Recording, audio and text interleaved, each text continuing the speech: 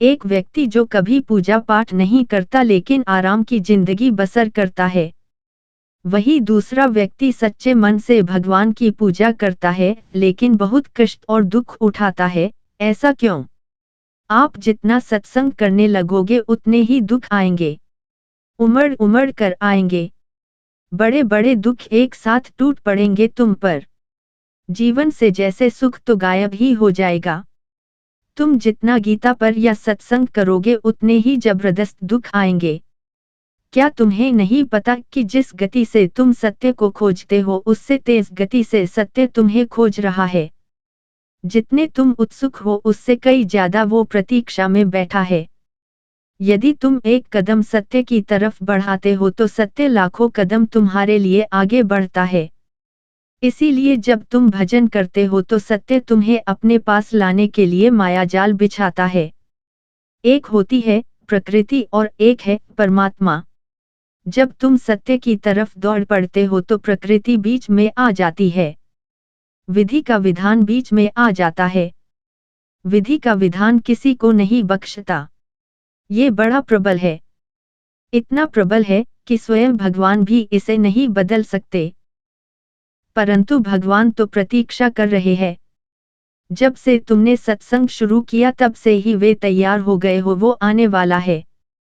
परंतु जब उसके पीछे देखते हैं तो पता चलता है अभी तो उसके कर्मफल बाकी है। जो उसने किसी को चोट दी वो वापस लेनी ही पड़ेगी। प्रकृति का नियम है ये। इसीलिए भगवान मायाजाल बिछाते हैं। वे उसे बड़ा सटीक बिछाते हैं जिससे तुम प्रकृति से जल्दी ही मुक्त हो जाओ। वे समस्त कर्मों के फलों को एक साथ एक ही जीवन में देना शुरू कर देते हैं ताकि तुम्हें अगला जन्म नहीं लेना पड़े। एक ही जन्म में वो सारे दुख देते हैं जो अगले जन्मों में मिलने थे। इसलिए दुखों का पहाड़ टूट पड़ता है। उधर से दुख देते हैं और इधर से तुम्हें सहन शक्ति देते हैं ताकि तुम उन्हें जल्दी ही पार कर लो। तुम जल्द ही पार करके उनके पास चले जाओ, वरना ये दुख तो तुम्हें अग के कई जन्मों में मिलते रहते और तुम यही भटकते रहते। पर अब उसने देख लिया और अब वह ध्यान रख रहा है तुम्हारा।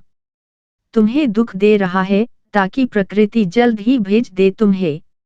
इसलिए तुम जितना सत्संग करोगे उतने जल्दी ही कर्मफल के दुख आएंगे और तुम इसी जीवन में भोग कर प्रकृति से परे चले जाओगे।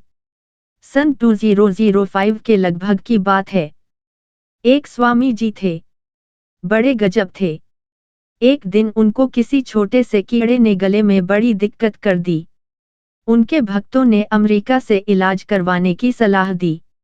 वे नहीं माने, कहने लगे जो होना है वो हो जाएगा। परंतु भक्त कहाँ मानते। स्वामी जी जबरदस्ती अमेरिका भेज दिया। उन्होंने बहुत मना किया पर भक्त एक न माने। ऑपरेशन शुरू हुआ। कई प्रयास के बाद डॉक्टर ने वह कीड़ा निकाल दिया। स्वामी जी डॉक्टर को कहा कि वो कीड़ा दिखा दो मुझे। डॉक्टर ने दिखा दिया।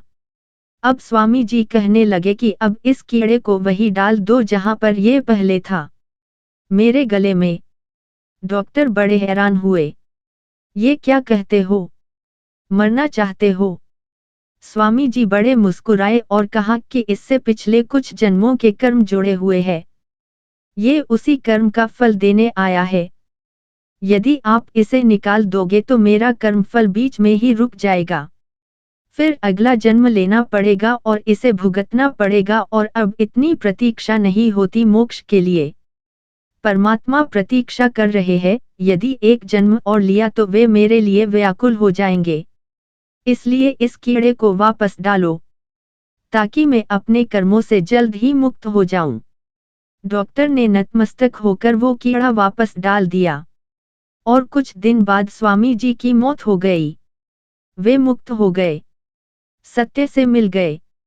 इसीलिए ये मत सोचना कि भगवान तुम्हारी सुनता नहीं, बल्कि जब सत्संग आरंभ हो और दुख मिलना शुरू हो जाए तो समझ जाना कि तैयारियां शुरू हो गई। दुख बड़ी प्यारी चीज है। यदि तुम सत्संग नहीं करते तो तुम्हें भी दुख तो मिलेगा। वो दुख तुम्हें बार बार सत्य की तरफ बढ़ने के लिए प्रेरणा देगा। तुम यदि छोटे दुख से नहीं समझोगे तो बड़ा दंड मिलेगा। इसलिए दुख के इशारों को समझो। जब बिना कारण ही मन दुखी होने लगे तो समझ लेना अब सत्य की दृष्टि तुम पर पड़ रही है। अब तुम सतर्क हो जाना, सावधान हो जाना।